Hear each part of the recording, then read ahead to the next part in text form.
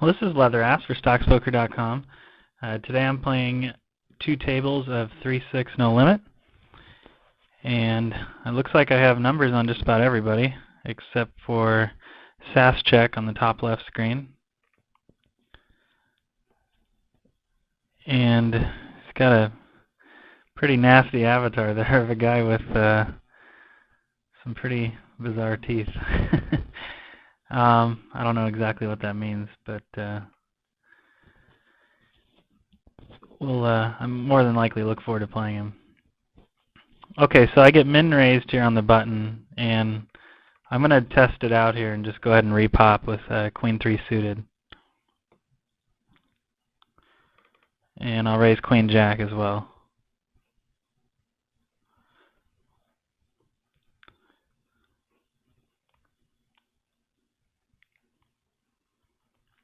Okay, so it looks like for him the min raise means something. So obviously I can't continue with Queen 3.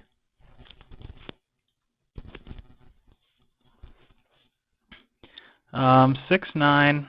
The blinds aren't too aggressive behind me, so I'm going to actually go ahead and isolate him with the 6-9 and just use my position.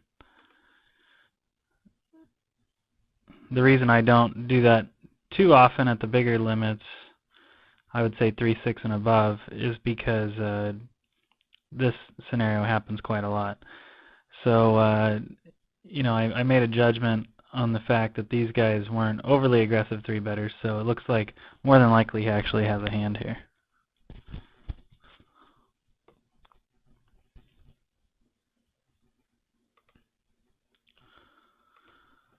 So these tables aren't particularly great. This guy Texas Golf is not a good player. The rest are reasonably solid regulars, but I still feel like I have some pretty good edge in this game. I think I have some pretty... I've played a lot of hands with them. I have a pretty good idea how to play these guys. Screen on your left, sort of the same thing. A couple of guys here are pretty good. And then we have the unknown and then the short stack. Queen Jack, I'm going to go ahead and raise.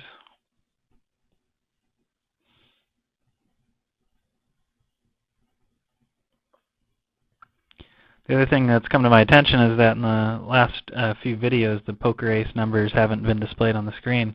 One of the members in the forums helped me with that, so hopefully these numbers are being displayed for you guys. So I'm going to actually go ahead and go over those. Let's just take a noble here on the left screen. The 16.4 is his VPIP. 11.8 is his pre-flop raise, 3.5 is his aggression, 4302 is the number of hands I've played with him, 67 is his fold to flop bet, 23 is his win to showdown, the 22 is his attempt to steal, and the 83 is his folded big blind to steal. And those are the numbers I use most often, I guess you could say. Well, the first top 4 numbers are sort of default numbers. The top 2 are definitely very important. The aggression factor and hands played, not so much so, but still helpful nonetheless.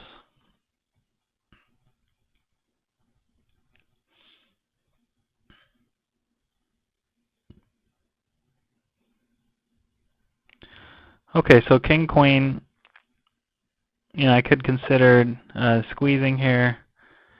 This guy probably doesn't have too wide of a range in the first 2 positions. I'm just going to flat call here, and you know, folding wouldn't be terrible either. But I'm just, you know, I flop 2 overs and a gut shot, but I don't think that's a whole lot to get excited about. I might check raise a noble if he takes a stab here, just because I think a lot of the time he's just going to be betting with air here because we check. So I'm going to make a little play at the pot.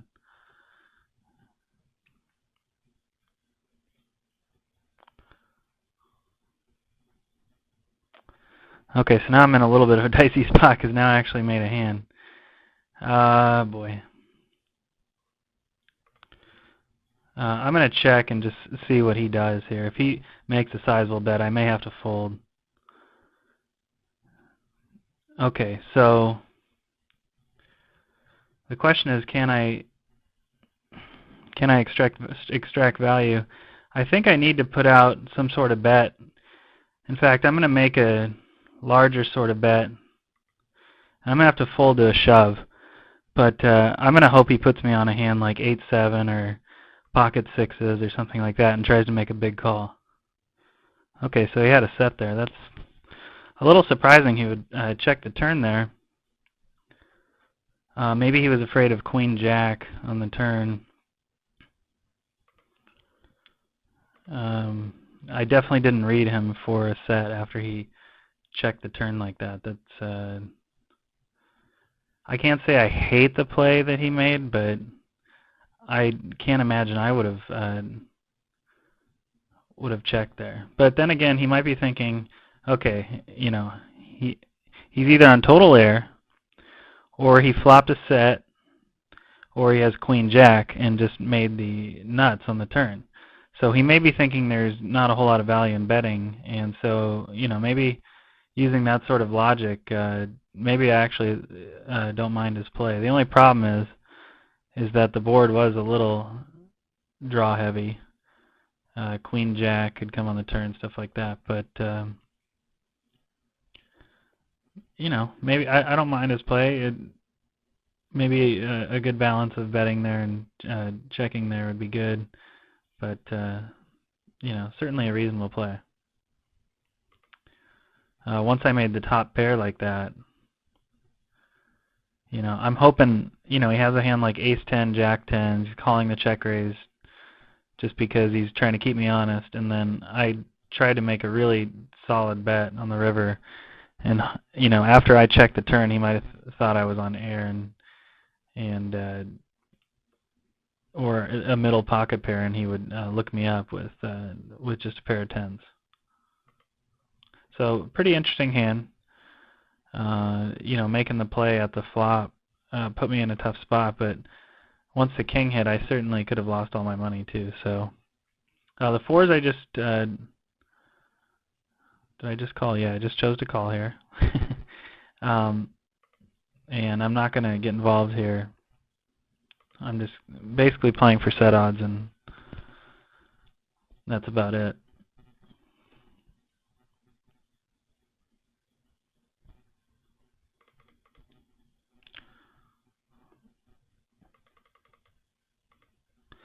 So the Jack-8, just to raise, I'm going to make a continuation bet, and then now I'm going to give up. So running into some hands here, it looks like.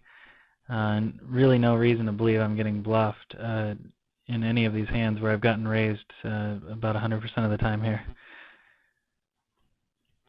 I definitely don't, you know, I definitely give them credit for real hands, and obviously I was shown a real hand with the 3 deuces.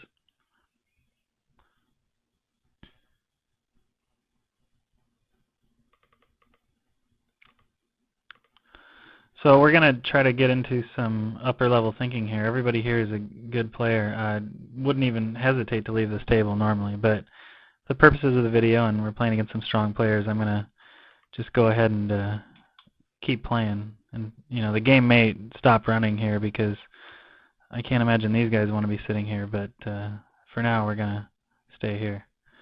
So the jacks, I'm just going to go ahead and make a continuation bet. Had I gotten check raise, it would have been a little bit of a dicey spot, but I likely would have just called and reevaluated. Maybe even folded against this particular opponent, but I don't see him making a ton of moves against me. But certainly if I did notice him getting pretty active, I'd have to adjust my thinking there. Jack-7, I'm going to raise again. His fold big blind to steal is 83, which is probably enough to raise any 2 there. Ace-4, I'm just going to steal again. I think I'm going to have to actually find another table. I didn't imagine this game would keep running for long. So I'm going to go look around the lobbies, try and find something. Okay, so found a reasonable 5-10 table with two bad players at it.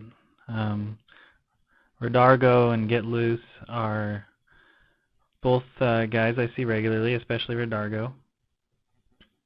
MDGR is horrible, and Danny is an unknown, but sitting with a third of a buy and being an unknown, I can almost guarantee you he's a bad player.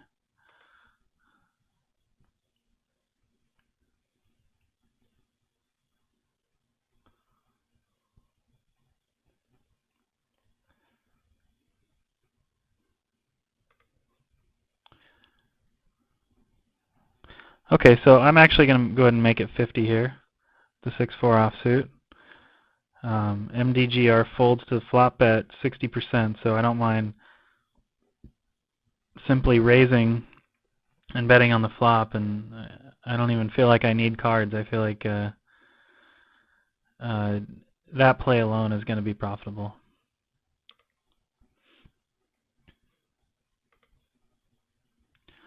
So we lost the true reason I sat here with MDGR leaving, so that's kind of unfortunate. This game could break too.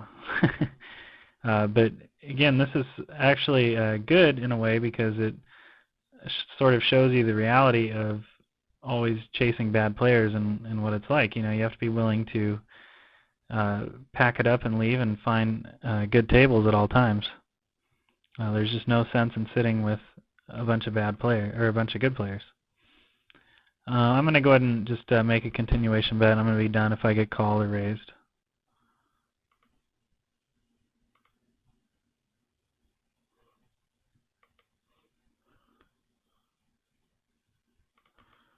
So I'm actually preparing already for the game breaking on the left, since MDGR left. And so I'm looking for other tables.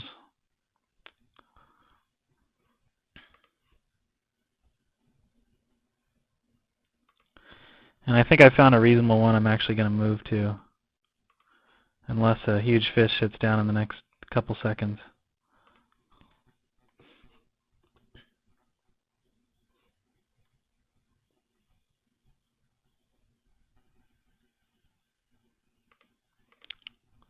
So ace-10, easy raise from the button.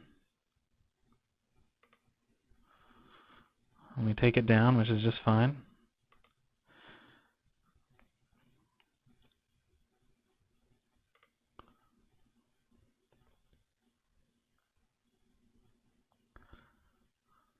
Being out of position against Redargo is not the best thing either because he's very loose aggressive, very active 3-better.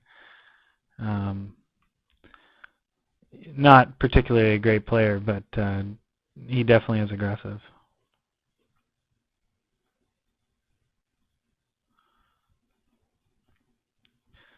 One thing to think about is, you know, who's going to be on your left. You know, you may have position on a bad player, but if a very aggressive player is on your left, it's going to be difficult to isolate the bad player because the good player is going to know you're isolating and then re-raise you frequently. So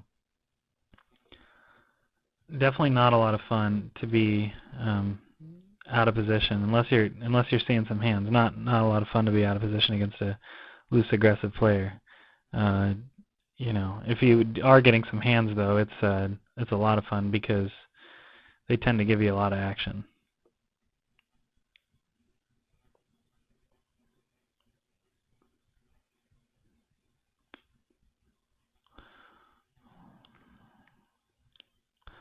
Okay, so I can't say I love the ace-9 all in there, but not the end of the world.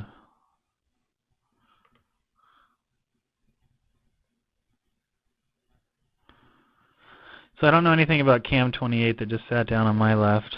Definitely not. You know, I have no numbers, so that's a good thing. It means I have to play him a little more carefully than I would a typical donk that I have played a fair amount with, but you know, and he could be a good player. He could just be a new good player. Get loose, folds big blind to steal 89. I'm going to raise 6-3 offsuit on the button. So it looks like he's in a fair amount of pots. So I'm not reading him as a great player. I'm just going to go ahead and follow up here, and I'll probably be done with the hand if I get called.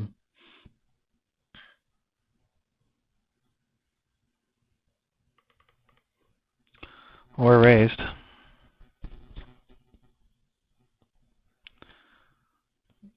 Okay, so the ace-jack offsuit, I feel like against this particular opponent it would be a pretty big mistake to call here or re-raise. I have noticed him becoming a little more active in terms of 3-betting, but I don't think that this hand is going to play too well versus his range. Okay, so they're not letting me win a pot out here today. Yeah, it'd be nice to get some hands and get this kind of action. I just am getting raised everywhere. But that's the way it goes sometimes, you know. You just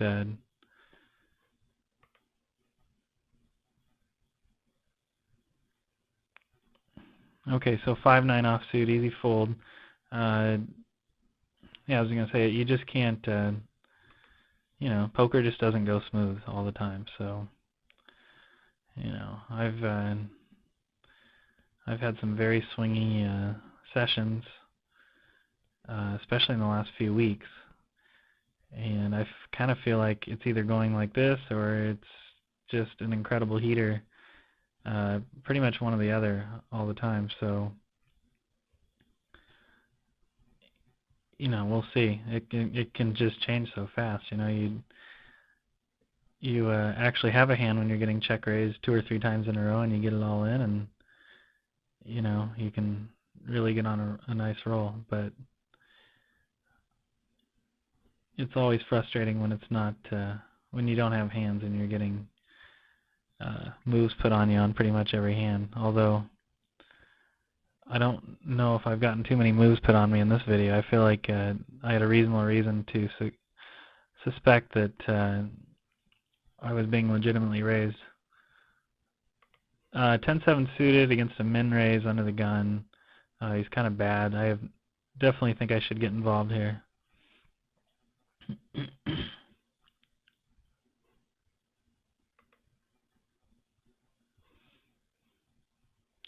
Okay, so Cam 28 limps. Get loose raises. I could consider just coming back over the top of him, figuring he's just isolating Cam. But for now, I'm going to let it go. I don't know how well of a read he has on Cam, so I don't know if he's just isolating or if he's making a legitimate raise, since Cam is likely an unknown to get loose as well. I always got to figure if I don't have numbers on the guy, no one does. That's kind of my default line of thinking.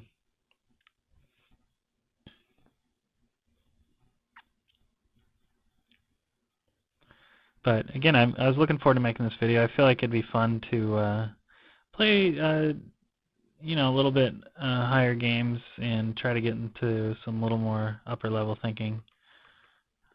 Rather than some of my other videos, I've been playing against a bunch of donks lately. So he min bets, and I'm just going to raise and see if he has a hand that can withstand heat. So at this point, I'm probably just going to go ahead and put him on a queen and be done with it. King Jack, I'm going to come after him a little bit here.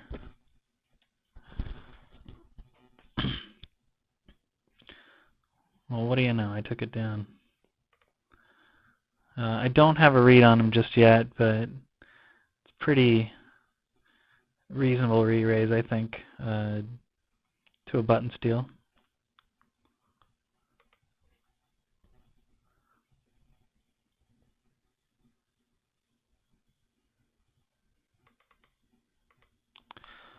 So I have no particular notes on Texas golf other than he's bad.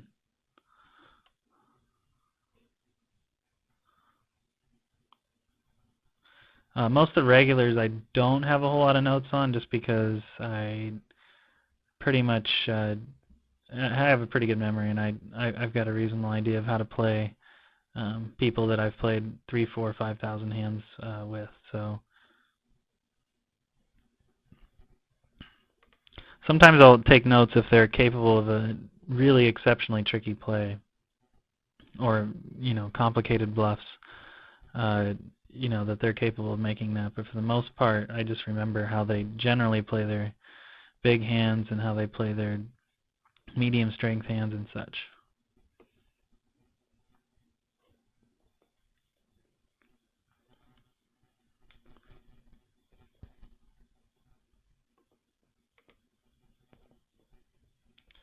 So we're four-handed, which is perfectly okay with me here.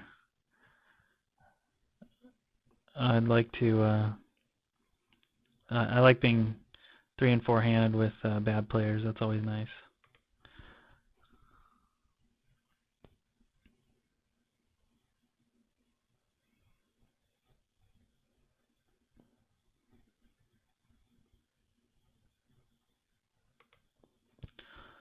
So hopefully we can start picking up some hands there. I feel like I'm looking at a bunch of rags throughout this video, but we got plenty of time. So you might be wondering, is this the lag or the tag guy going here? And I would just say, in general, I'm just kind of always pulling a balancing act between the two, between lag and tag, and it usually kind of ends up as somewhat of a hybrid of the two. I don't think you can really get away with playing incredibly loose and aggressive at these limits, just because you're going to be getting re-raised all the time, and you're just going to be putting your stack in the middle. And I'm pretty comfortable putting all the money in and getting it in a fair amount, but I really don't want to be getting it in flipping coins with these loose aggressive regulars. Sometimes getting it in crushed and sometimes getting it slightly ahead, and more than often or not flipping coins. I don't want to get into this like raise, re-raise, all-in battle every hand. If it comes to that and they're kind of forcing me to do that, then I will, or I'll probably just leave the table because there's just no sense. But for the most part, it's just good solid poker is just gonna bring it in the money. Okay, so he calls a raise and a re-raise cold. I just have no idea what to make of that from this kind of player. I could put a good player on a very narrow range of hands if that were the case, but easy fold here to the all-in with ace-jack. But with this guy, it could be like king 10, pocket sevens. I have no idea. I could probably assign him like 30 hands that he would do that with. I could be wrong, but he just seems like a donk. I would consider moving to his left, but I think this 6-2 offsuit's terrible too. So, I don't mind being sandwiched in between the two of them.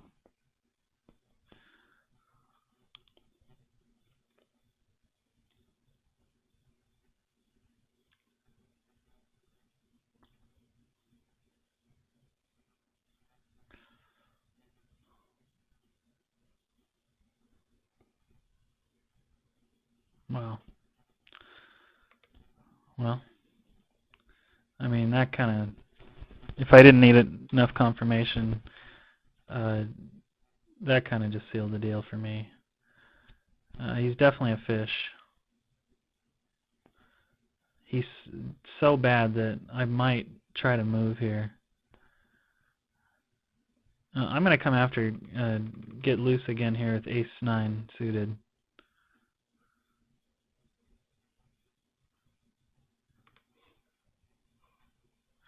And I actually think I am going to try to move to Cam 28's left and just try and isolate him.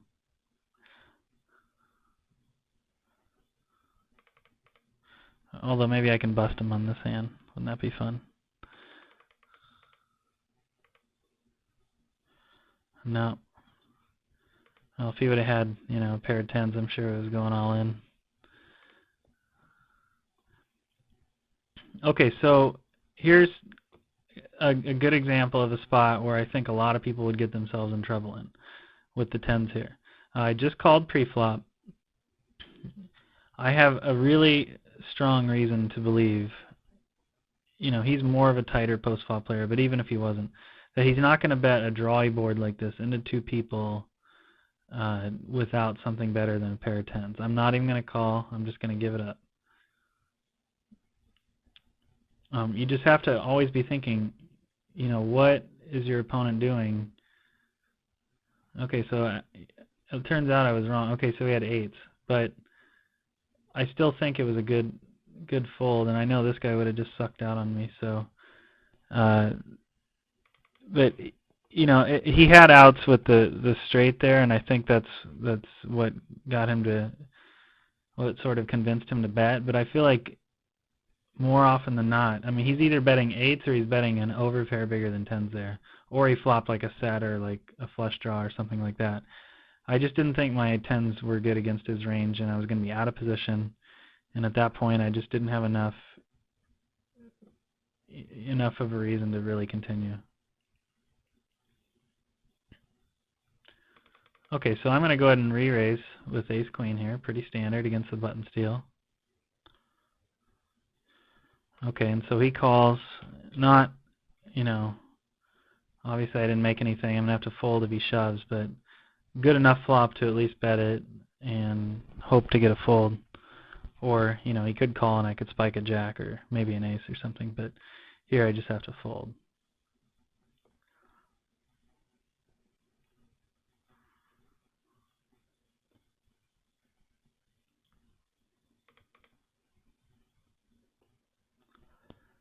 So it appears like Get Loose is running into some hands here.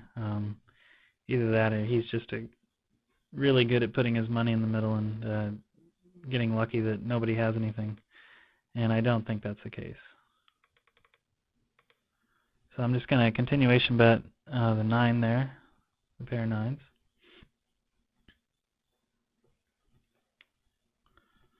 I generally don't make my continuation bets after my 3 bets very large, just because I don't have to risk a lot when I don't have a hand. And when I do have a hand, if they have some kind of hand that they want to go with, all the money's going in the center anyway. So there's just no reason for me to pot that flop or anything like that. You know, I can just bet, you know, 2/3 or even less sometimes bet, and you know, they know that it still shows that I'm going to be committed, and also I do the same thing if I would have flopped top set there, or, you know, a hand that I was definitely willing to go with. So nobody's going to be getting a read on me is that I'm trying to get away with a cheap bluff or anything. All right, so some numbers came in for Cam. He's a 56-20. He might not actually be that loose because these have not all been 6 max, but nonetheless, he's loose enough.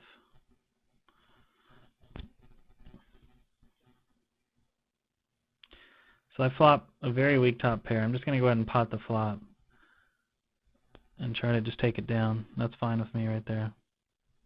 Not looking to get paid with my pair of 4s jack kicker. I do like to raise any two, but at the same time, I don't want to raise every pot. I like to raise any two, I should say, against a guy who folds his big blind 90% of the time. But I have come after him a fair amount, and I've raised every one of his blinds pretty much, so, you know, I don't want to do it every single time.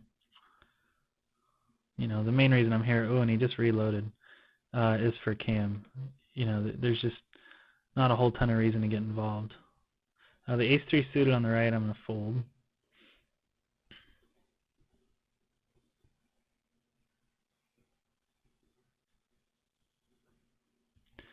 Queen jack off. I'm going to get squeezed a lot if I call. Re-raising is not all that fun either. I think that kind of leaves me with folding. You know, and then playing out of position with the call is not a lot of fun either. There's just not a lot of fun options there.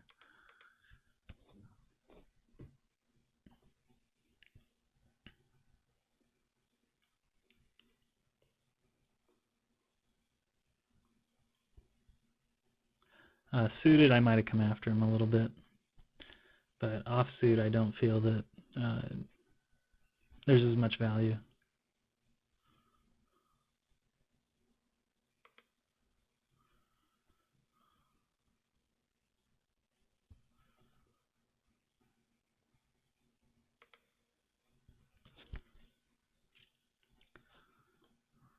So it'd be nice if we can really make a hand and get some action here.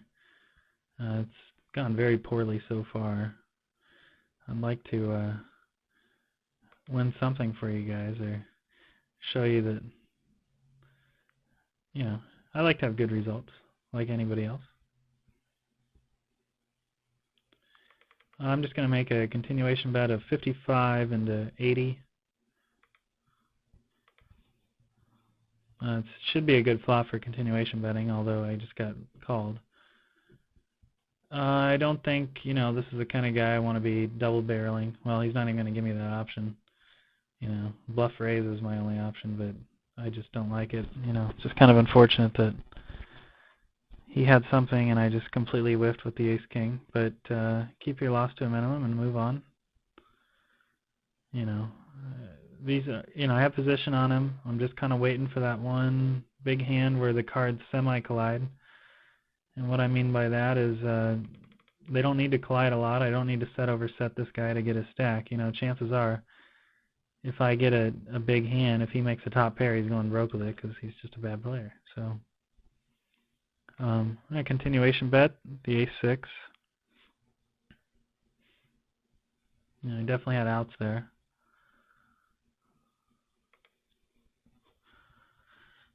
So again, you know, losing money to get loose is a lot less fun than losing money to Cam, because as long as Cam keeps sitting at the table, he's going broke anyway. So hopefully you know, I can just look at it as hopefully he's just holding it for me, unless Get Loose gets it first. So it looks like he's stealing just about every button, but I'm still going to let him have it now with Queen 10.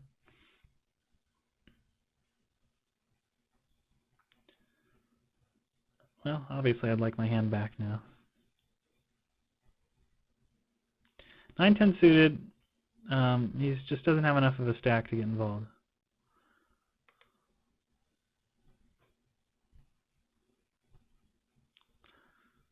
I'd really like my Queen 10 back now. I sure hope Cam doesn't go broke here. Wow. This could have been a pretty large payday here. It looks like Get Loose to me has a big hand. I wouldn't be surprised. 3 queens is his least hand, but I wouldn't be surprised to see pocket 5s. I don't think he's trying to run over Cam with a big semi-bluff. I just really don't.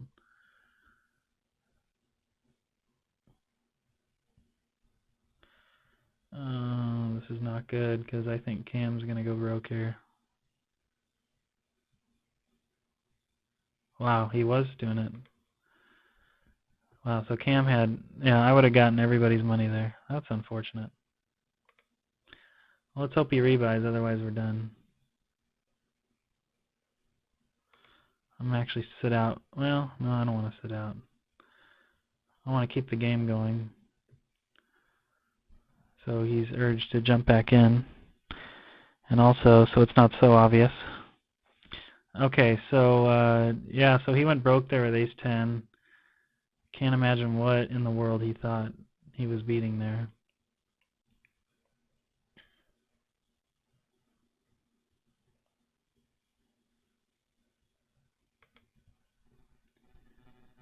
But that's what I meant by semi, you know, colliding.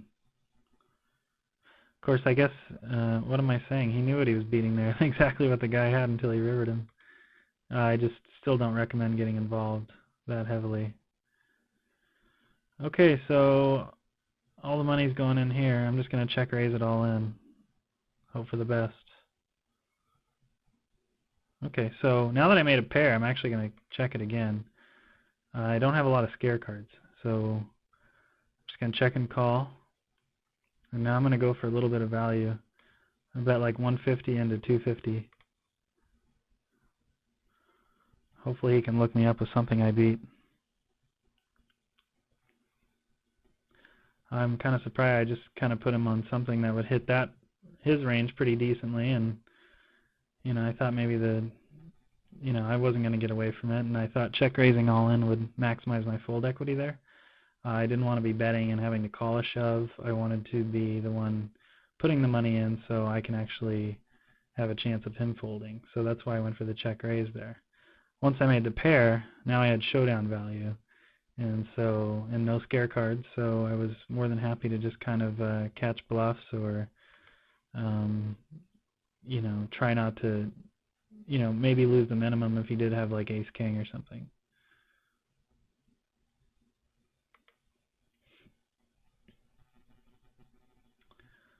So it looks like Redargo sniffed out Cam 28, so he's joining the fray. This is just kind of a battle I go through every day. It's just you don't find a whole lot of fish, and when you do,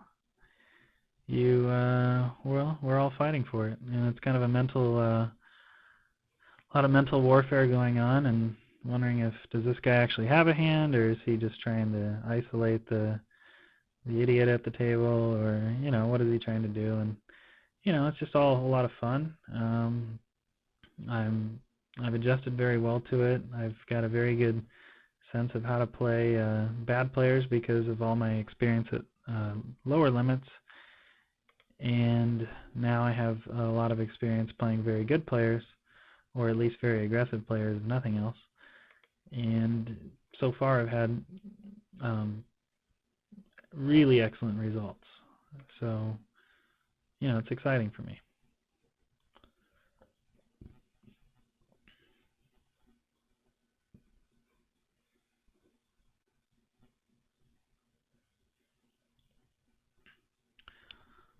Okay, so we might have another one joining, Sky Pass on the bottom left.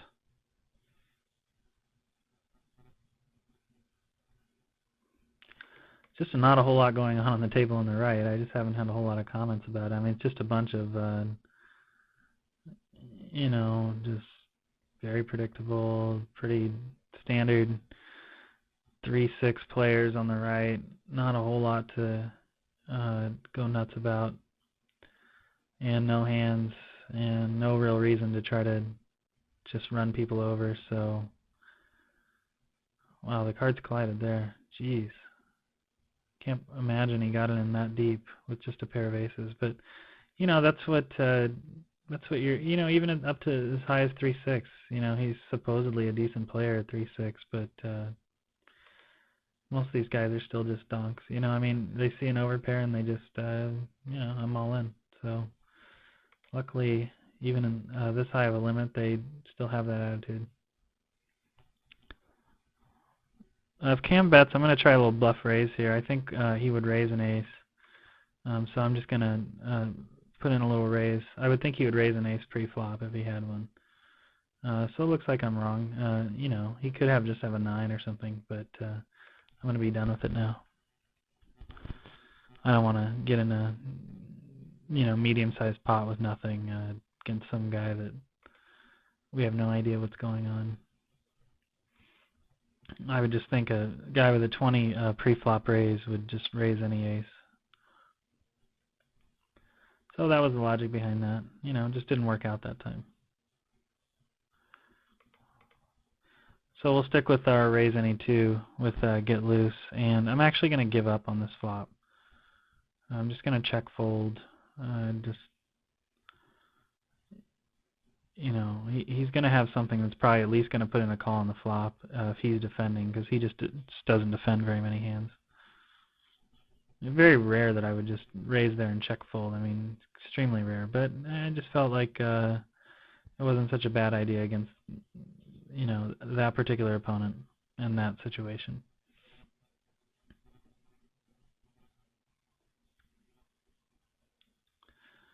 Ace-Jack suited against an under-the-gun raise, against a guy who has a pretty tight range under the gun. I'm going to make a really tight fold here.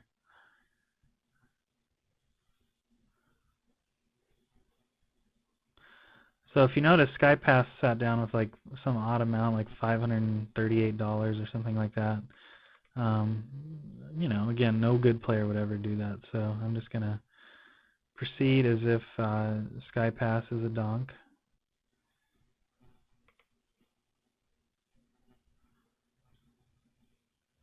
Uh, 5-4 suited. I don't think I'm going to get squeezed here too often unless it's actually against a real hand. So I'm going to just put in a call. So we flop, backdoor straight and middle pair. If it's checked me, I'll take a little stab, but more than likely I'm just going to be folding. If I'm going to consider doing something, I want at least like a heart, a backdoor flush to go into addition to the pair, and then I might put in a call.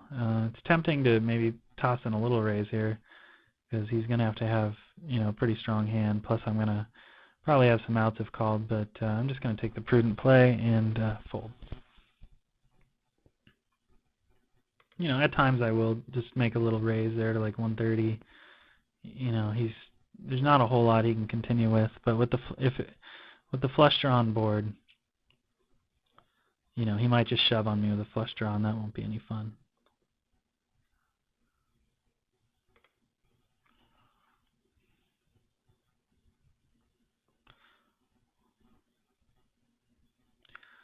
So empty your wallet, sat down. He's a really strong player, 5-10 regular.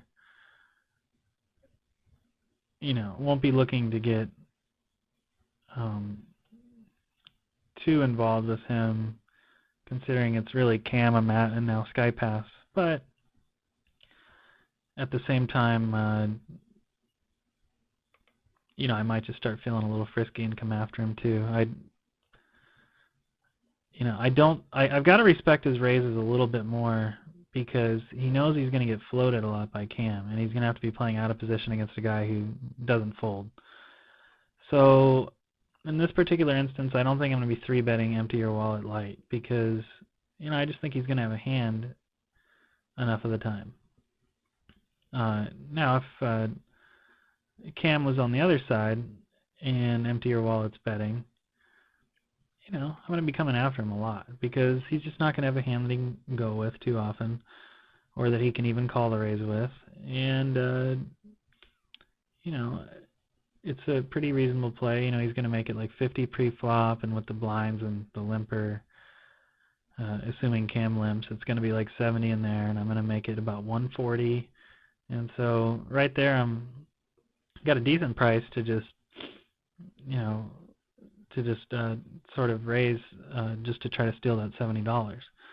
Not to mention that, I have a chance to win the pot also on a continuation bet when he does call, and I can also make a hand, believe it or not, after seeing these 40 minutes of this video.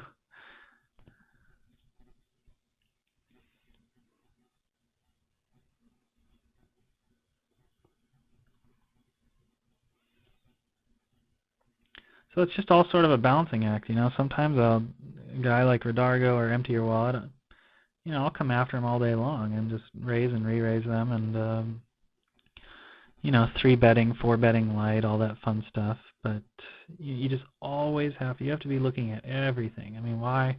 You really have to know how to interpret your opponent's actions, what their actions means. Why are they, raising more pre-flop or raising less pre-flop, or what is the likelihood that you can 3-bet them light and just take it down pre-flop, and all that fun stuff. You just have to look at the dynamics of the table, and it just helps you sort of interpret what certain bets mean.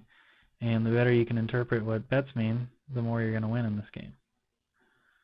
Like with the tens hand when I just check folded, I don't think he's going to bet into a guy that doesn't fold without something, and bet into two people.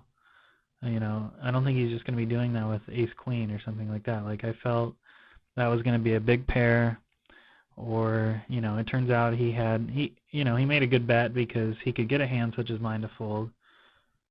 I probably would have even folded jacks. And, he can get something such as mine to fold. Plus, that was like maybe the bottom 10% of his range there. I think a good portion of his range was, some sort of made hand / combo draw big pair like aces or kings, or something like a flush draw. Nothing I'm in good shape against. And I had a player left to act too, who turned out wasn't going anywhere, and turned out would have rivered me. So even though I was ahead, I would have had to still play out of position and dodge everything. Everything was a scare card. Any jack or above, any club, anything that sort of was around the straight draw there that might have completed something. And turns out it actually, even though I was right, it was a good fold, because I was going to get drawn out on or outplayed almost probably 80% plus percent of the time. So even when you're right, you're not right. So how do you like that? Great spot to be in, huh? Better to just get out and lose your $30 and move on, and not make it a $300 loss. Like, truthfully, a good percentage of even reasonably strong players would do.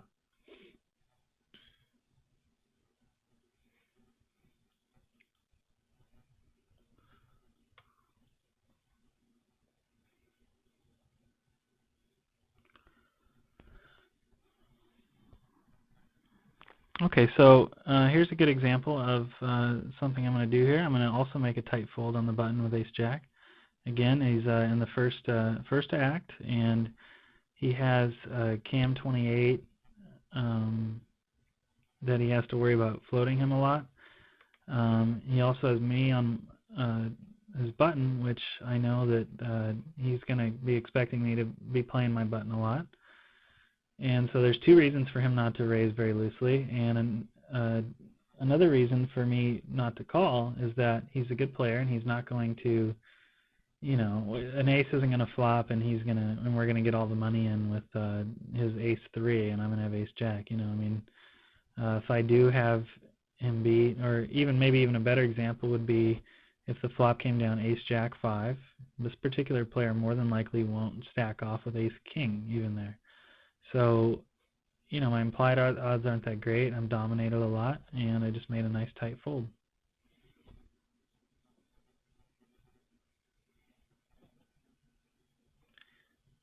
Suited, I might have to reconsider a little bit. Sometimes I will fold ace-jack suited still, but frequently I'll call, occasionally re-raise, although not too often re-raise, mostly just call. And I can make I'm just going to flop a lot more draws and make a lot of more monsters with ace-jack suited than I will with ace-jack. So at threes, I just made it 30. I vary all my raise sizes between 30 and 40. Really no rhyme or reason behind that, just kind of how I feel. Sometimes it depends on who the cutoff or who the blinds are. And threes is just not going to be a whole lot of fun to continue here. 110 more. I don't have odds. It's just be ludicrous to put in a call there.